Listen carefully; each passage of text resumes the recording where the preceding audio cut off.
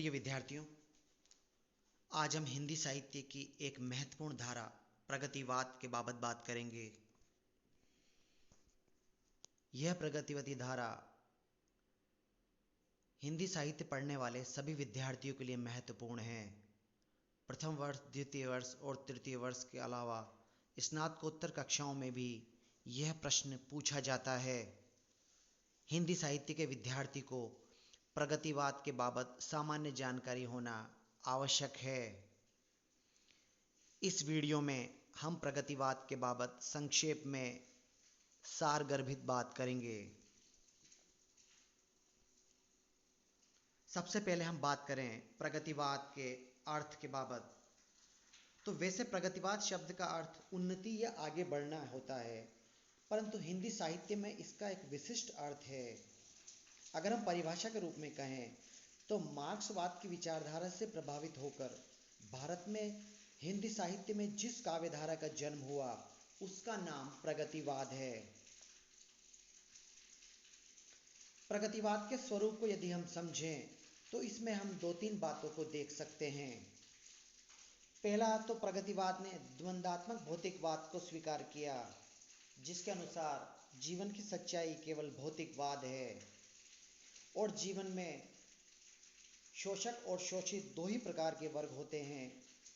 द्वंद्वात्मक भौतिकवाद कहता है कि शोषक वर्ग शोषित वर्ग का हमेशा शोषण करता है जब तक कि शोषित वर्ग उसके विरुद्ध क्रांति न कर दे। दूसरी बात, साम्यवाद का प्रभाव भी प्रगतिवाद पर है, जिसमें पूंजीवाद के विरुद्ध क्रांति का आह्वान है। जब तक शोषित वर्ग पूंजीवाद के विरुद्ध क्रांति नहीं करेगा तब तक उसका जीवन जंजीरों में जकड़ा हुआ ही समाप्त हो जाएगा। और राष्ट्रीय भावना की दृष्टि से देखें तो प्रगतिवादी विचार सर्वहारावाद या जनवाद को ही राष्ट्रीय भावना के रूप में स्वीकार करता है। अगर दलित का भला होता है तो वही राष्ट्रीय भावना है। उसमें राष्ट्र से ज्यादा दलित चेतना की बात है। अगर हम प्रगतिवाद के उद्भव की बात करें तो सन 1935-36 के आसपास प्रगतिवाद का जन्म हुआ और लगभग 8-10 सालों तक यह धारा हिंदी साहित्य में चली। बाद में प्रयोगवाद ने इस धारा के महत्व को कमजोर कर दिया।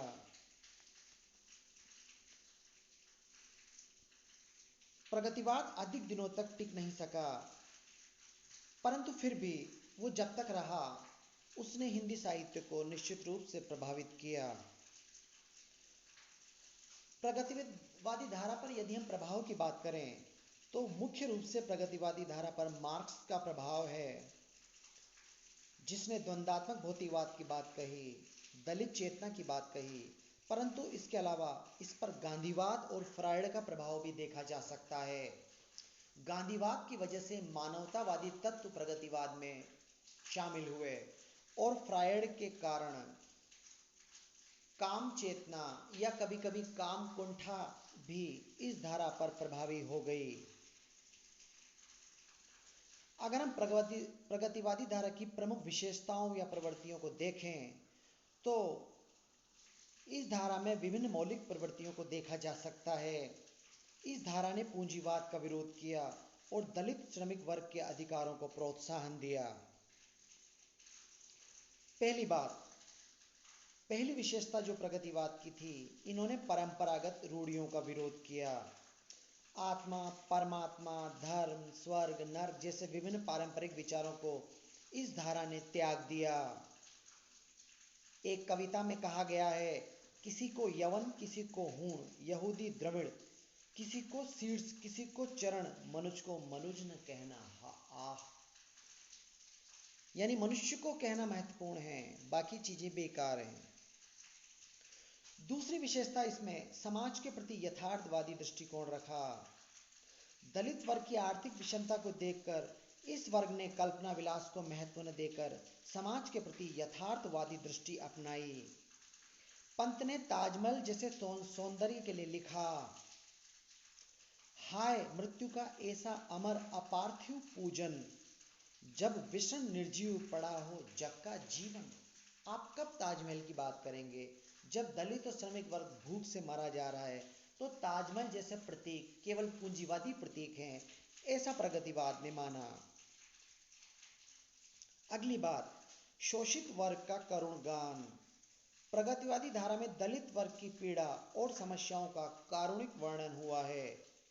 इस काव्य धारा में श्रमिक वर्ग की दुखों और समस्याओं को बेहद कारुणिक ढंग से व्यक्त किया है। निर्मला ने कविता में जैसे लिखा है, वह आता दो टूक कलेजे के करता, पछताता पथ पर आता, पीठ पेट मिले हुए एक, चल रहा लकुटिया टेक। इसके बाद पूंजीवाद के विरुद्ध घृणा और रोष। इस काव्यधारा में पूंजीवाद के विरुद्ध अत्यंत साहसी काव्य लिखा गया। इन्होंने पूंजीवाद का पुरजोर विरोध किया।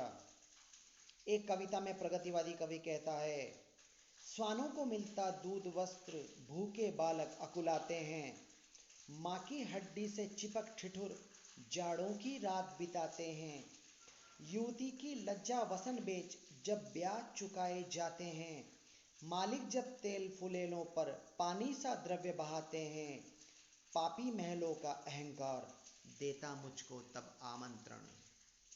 इस प्रकार इन्होंने पूंजीवाद के विरुद्ध अपना रोष व्यक्त किया। शोषकों के विरुद्ध क्रांति का आह्वान भी प्रगतिवाद की विशेषता है। प्रगतिवादी धारा ने यह माना कि बिना क्रांति के पूंजीवाद के विरुद्ध श्रमिक सफल नहीं हो सकते। कवि ने कहा है, कभी कुछ ऐसी तान सुनाओ जिससे उथल पुथल मच जाए। मतलब हे श्रमिक वर्ग, तुम क्रांति करो समाज के विरुद्ध, इस जड़ ढांचे के विरुद्ध। अगली विशेषता प्रगतिवाद की मानवतावादी दृष्टि है।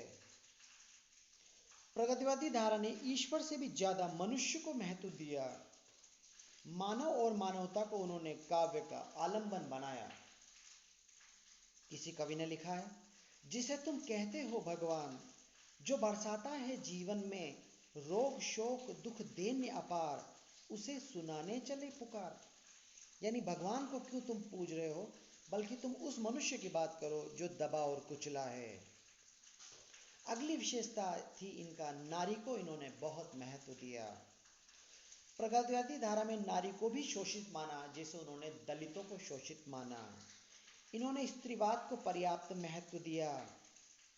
किसी कवि ने लिखा है, यौनी नहीं है रे नारी, वह भी मानवी प्रतिष्ठित, उसे पूर्ण स्वाधीन करो, वह रहे न नर पर अवसित।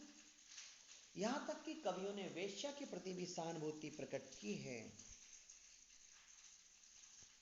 अगर हम प्रगतिवादी धारा में प्रेम का स्वरूप देखें तो प्रगतिवाद ने उस प्रेम को तो अस्वीकार किया जो एकांगी होकर समाज को महत्व नहीं देता, परंतु उन्होंने प्रेम में यथार्थवादी दृष्टि को अपनाया। कभी कभी उनका प्रेम फ्रायड के प्रेम से प्रभावित भी हो गया और काम कुंठा को उन्होंने भी व्यक्त किया। कवि का कहना है कि चूम लिया तुमने प्यार से मेरी मुग्ध मंदी पलकों को, कि पुलकित हो जो ही आंख खोलकर देखा मैंने तुम्हारा यह अभिताभ मुखमंडल, कि लो खुल पड़े सत्ता के अगम देवालय के वातायन। अरे यह मैं क्या देख रहा स्वप्न है कि सत्य है यह, तुम्हारे हृदय पदम से उफन रहा ज्योतिर्मय जीवन का आदि स्रोत, शिशु की मुस्कान सी निर्मल यह मुग्ध धार, मानव की चिरकाम्या तुम्हारे प्यार की संजीवन सुधा धारा। और अब बात करें प्रगतिवाद में काव्य शिल्प की, तो प्रगतिवादी धारा ने पारंपरिक काव्य शिल्प को पूरी तरह से अस्वीकार कर दिया। इन्होंने साहित्य में रस अलंकार और छंदों के महत्व को नकार दिया। इन्होंने छंद मुक्त अलंकार मुक्त काव्य की बात कही, और जो पारंपरिक तरीका था जिसमें छंद वर्णन थे, अलंकारों का बोझ था, रस को काव्य की आत्मा कहने की बात थी, इन सारी बातों का विरोध प्रगतिवादी काव्यधारा ने किया। कवि ने कहा है, खुल गए छंद के बंद प्रास के रजत प्राश। इस प्रकार प्रगतिवादी धारा 1935 से लगभग 1946 तक हिंदी साहित्य पर हावी रही, परंतु यह धारा बाद में प्रभावहीन हो गई। क्योंकि इसने काव्य की आत्मा को अस्वीकार करते हुए उसे केवल गरीब और श्रमिकों तक सीमित करने का प्रयास किया। परंतु यह बात जरूर है कि इस धारा के महत्व को हम अस्वीकार नहीं कर सकते। इस प्रकार बच्चों, प्रगतिवादी धारा हिंदी साहित्य में एक महत्वपूर्ण धारा थी। हम इस धारा को एक बार फिर से संक्षेप में देखें तो सबसे पहले हम प्रगतिवाद के अर्थ को देखेंगे कि यह मार्क्स से प्रभावित है और इसका स्वरूप तीन चीज़ों को लेकर चलता है: द्वंद्वात्मक भौतिकवाद, साम्यवाद और राष्ट्रीय भावना। 1935 से 43 तक की ये धारा चलती है। इस धारा पर तीन प्रभावों को हम देख सकते हैं, वो मार्क्सवाद के अलावा गांधीवाद और फ्रायड है। और यदि हम इसकी प्रमुख प्रवृत्तियों को फिर से देखें तो पहली प्रवृत्ति परंपरागत रूढ़ियों का विरोध, दूसरी समाज के प्रति यथार्थवादी दृष्टिकोण, तीसरी शोषित वर्ग का करुण गान, चौथी पूंजीवाद के विरुद्ध घृणा और रोष, पांचवी शोषकों के विरुद्ध क्रांति का आह्वान, छठा मानवतावादी दृष्टि, सातवां नारी को महत्व, आठवां इनका प्रेम का स्वरूप एकांगी न होकर समाज की तरफ झुका हुआ है, नवां इनका जो काव्य शिल्प है वो पारंपरिक विचारों को त्याग देता है। इस प्रकार से प्रगतिवाद हिंदी साहित्य में एक महत्वपूर्ण धारा रही। सबसे महत्वपूर्ण बात ये थी कि इस धारा ने उस दलित को महत्व दिया जिस दलित को कभी भी साहित्य में महत्व नहीं दिया गया था। साहित्य हमेशा भरे हुए पेट वालों की बात थी, मगर प्रगतिवाद ने कम से कम कवियों को इतना करने के लिए तो विवश किया कि वो मजबूर, श्रमिक और दलित को भी काव्य में स्थान दे। स्त्रीवाद और नारीवाद भी एक प्रकार से हम कह सकते हैं कि प्रगतिवादी प्रभाव से ही साहित्य में उत्पन्न हुआ। और दलितों को तो इन्होंने जितना महत्व दिया उसके बाबत तो जितने शब्द भी हम कहें वो कम हैं। कुल मिलाकर प्रगतिवादी धारा हिंदी साहित्य की एक महत्वपूर्ण धारा है। आज भी ऐसा तो नहीं है कि 1943 में ही ये धारा समाप्त हो गई हो।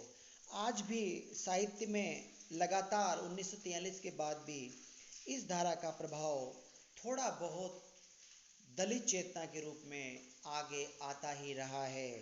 और हम यह भी निश्चित रूप से कह सकते हैं कि ये धारा कभी भी समाप्त नहीं हो सकती। पूरी तरह से भले ही ये साहित्य पर हावी न हो, परंतु एक पक्ष के रूप में दलित चेतना जब तक चलती रहेगी तब तक प्रगतिवाद भी चलता रहेगा। बच्चों, आज के वीडियो में इतना ही। धन्यवाद।